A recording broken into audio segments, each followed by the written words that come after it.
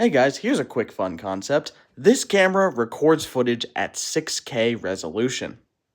That is 6048 by 4032 pixels with the full frame sensor, and that's at 50 FPS. Although with an update it can do 60, but 50 is more fun.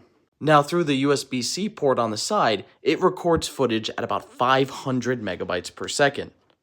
Now 500 megabytes per second is 30 gigabytes per minute, or about 1.8 terabytes per hour. Which means one of these 1 terabyte external Seagate SSDs can only hold about 40 minutes of footage. Now we need an elegant solution to store that kind of footage. So we've got this. This is just one of the PCI Express cards that we will be using to store this kind of footage. This entire card right here is essentially an entire storage server on a single PCB. It has a PCIe 16X that breaks out into four 4X U.2 ports.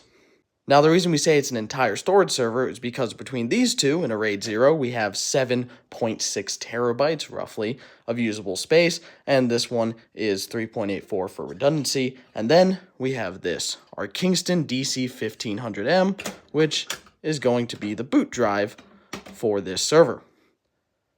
Now, what turns this from just a storage card into an actual server is a chassis like this.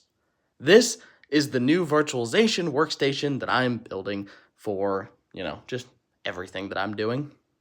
It's only got 56 cores and currently 0 gigs of RAM. All of my RAM is kind of stuck somewhere, but that will change soon.